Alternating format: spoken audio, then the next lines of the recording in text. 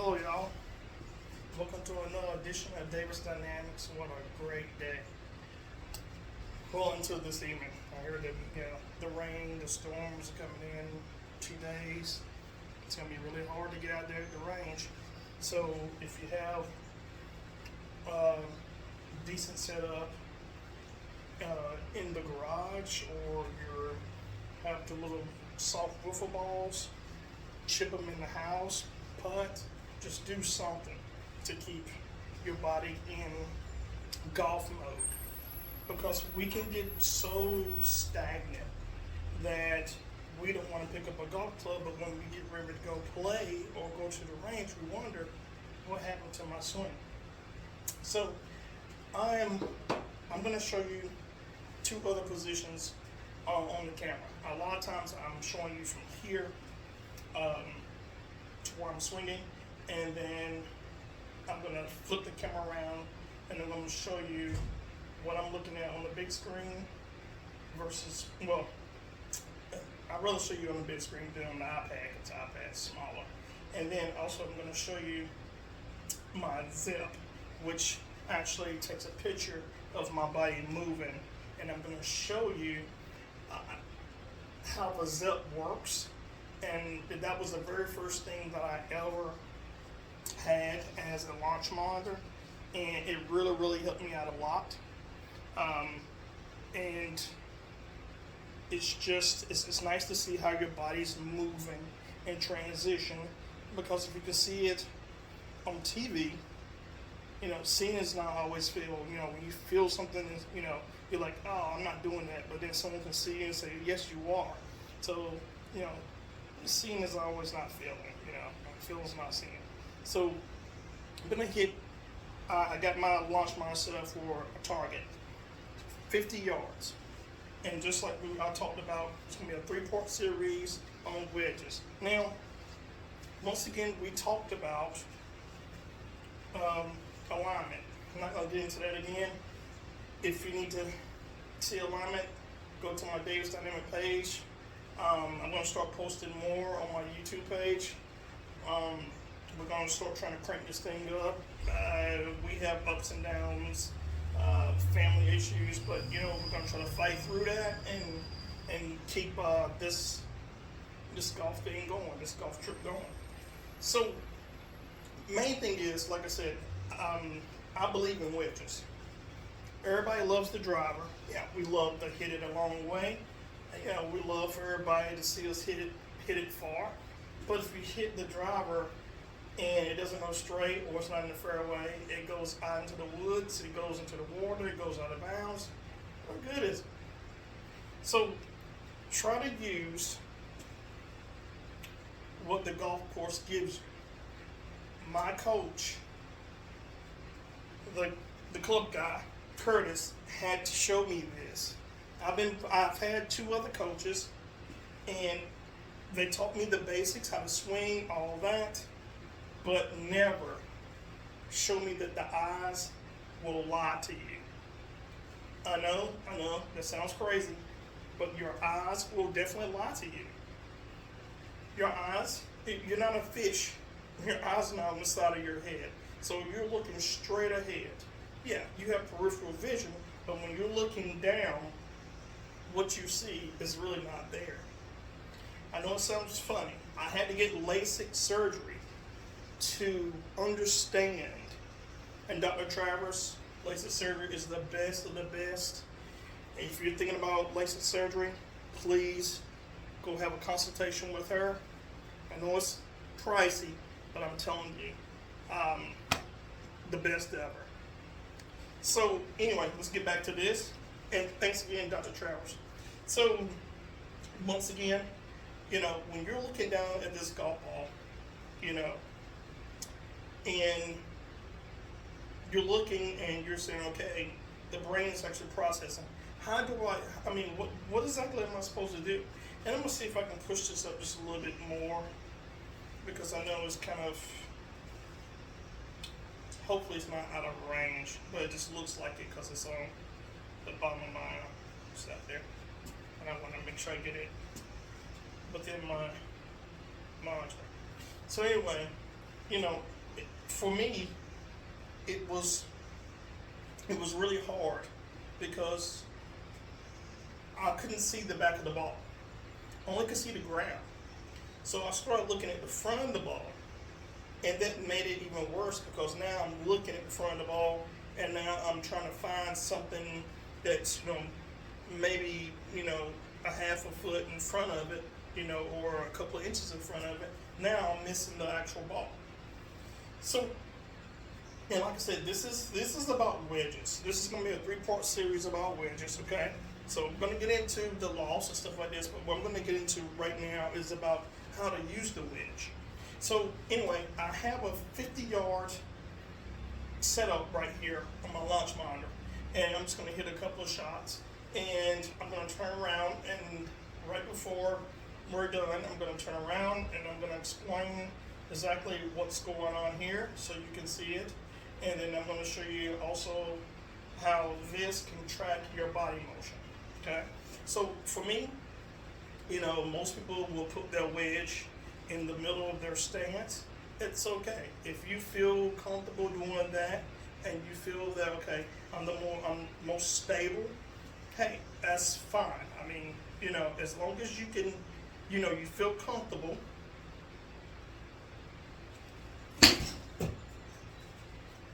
As long as you feel comfortable doing that, there's nothing wrong with that. Nothing wrong with that. But when it comes to be a problem is whenever you're trying to hit your target. Yeah, you're hitting the ball, and yes, it looks pretty, but your target could be over there, but the ball goes over there. That's where we have an issue. So the thing is, these wedges are made for precision. They're not made to full out swing like a drop. So like once again, 50 yards is my target.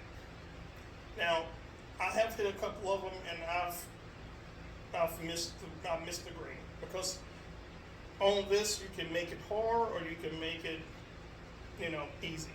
Easy, the green is like huge, like a lake.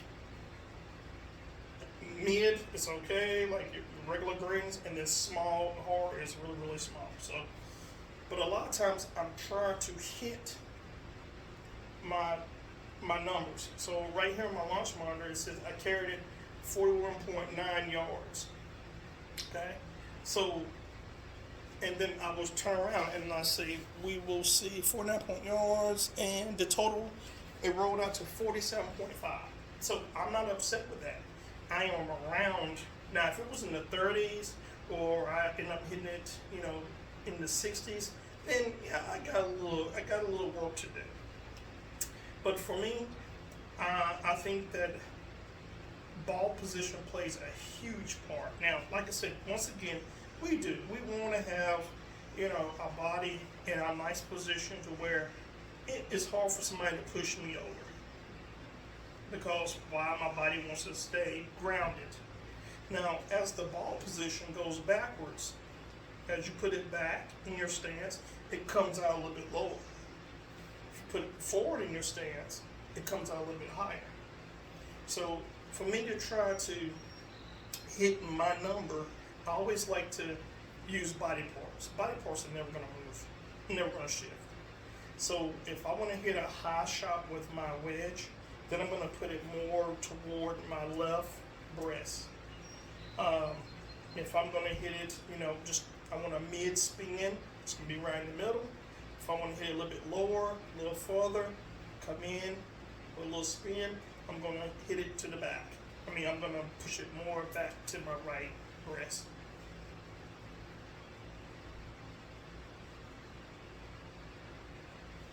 You can hear that snap on it. What do we get? Efficiency pop up here. Let's see. I carried it 47 yards. So let's look at the target. Let's look at the total. 53 yards.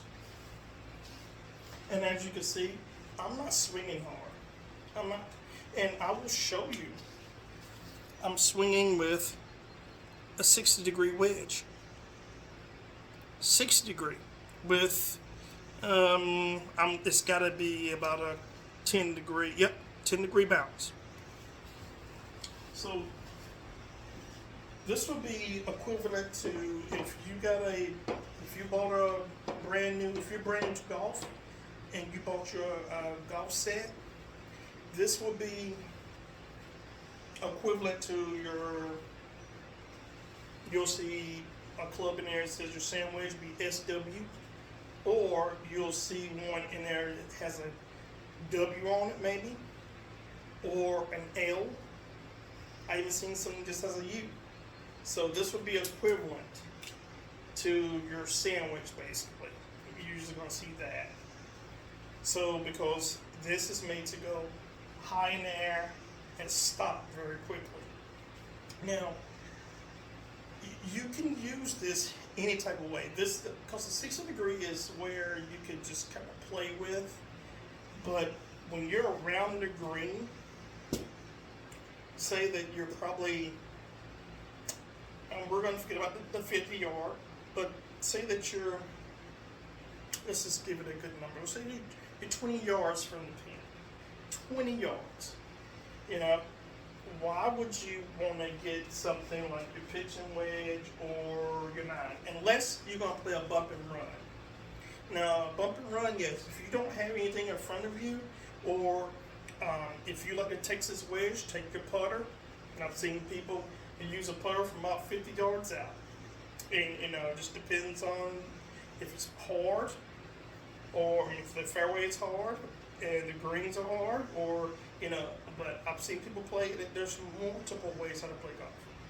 But if you have a 60 degree and you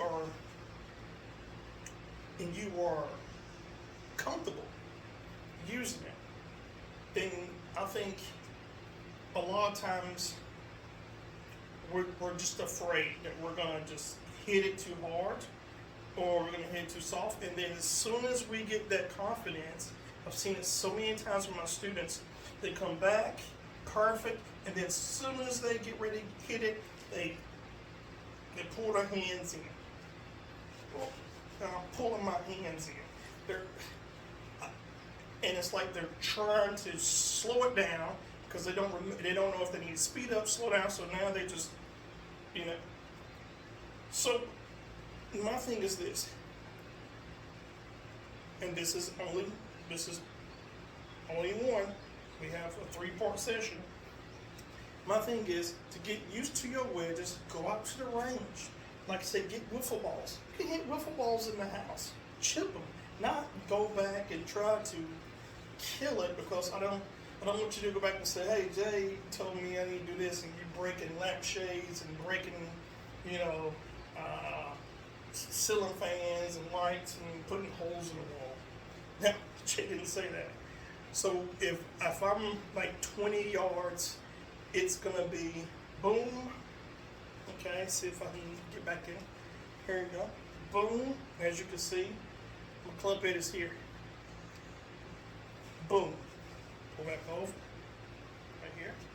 My club head is here. That's it. And I'm gonna shorten it a little bit. I'm gonna grab like almost down to the metal here, just to make it smaller. So I know I don't hit anything, but boom, boom.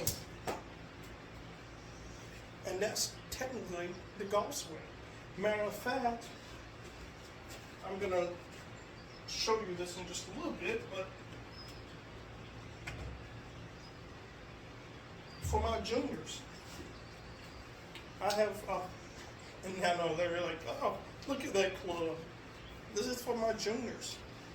Okay, it's just a regular 8-iron. Still has plastic on it. Because I have a couple more clubs for my juniors, but if they want to hit an 8-iron, here it is.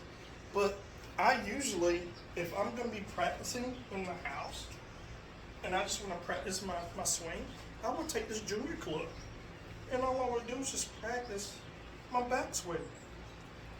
I can practice my forward swing. I'm not going to hit anything. I can swing it as far as I want to. Look how short this thing is. So there's many ways to do this, but you have to be committed. That's the thing.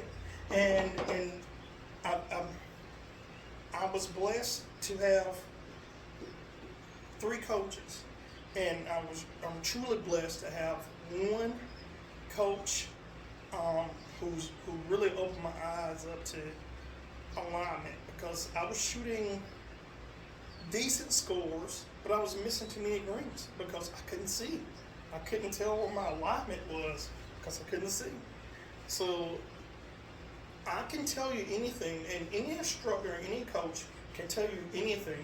I know we watch a lot of YouTube channels, just like you watch at my channel. We can tell you anything. You can try it, but the best thing to do is go see a teaching professional, instructor, or, I wouldn't say a fitter, because most of the fitters just fix your clubs for your height. So, I would say, a teaching professional or a golf instructor. Because, like I said, you emulating someone else, your body is a little bit different. Some of us are a little bit more rounder, some of us are a little bit taller, some of us are skinnier, some of us are stronger. I mean, I've seen a lot of women that I used to, when I worked at Dick's Sporting Goods, I've seen a lot of women come in with their golf clubs, and I had to fit them. And when they start swinging in the bay, I'm asking them, why are they playing with those golf clubs? And they will be like, what do you mean? I'm like, don't you see the ball going to the right all the time? And they'll be like, yeah, what's wrong? I'm like, you're losing so much distance. You're too strong. You're literally too strong.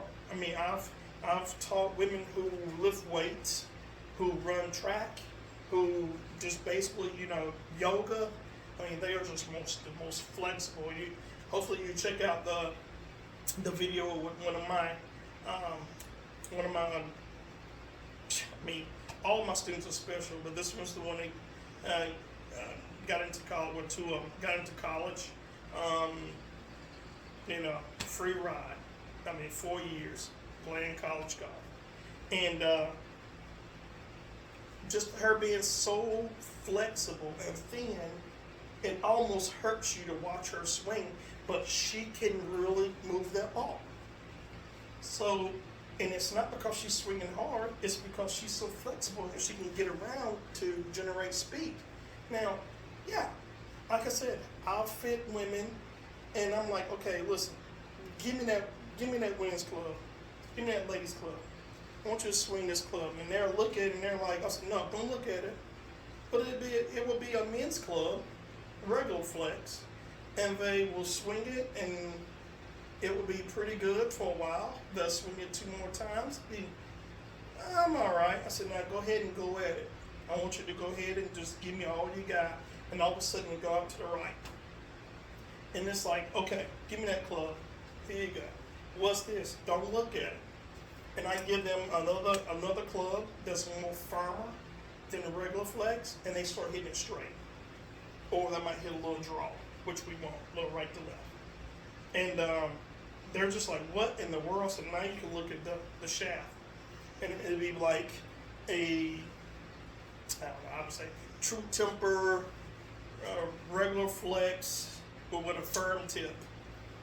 And it weighs about, I would say about 110, 120 grams, and they couldn't believe it. They couldn't believe it. They was like, are you kidding me? You're a strong lady.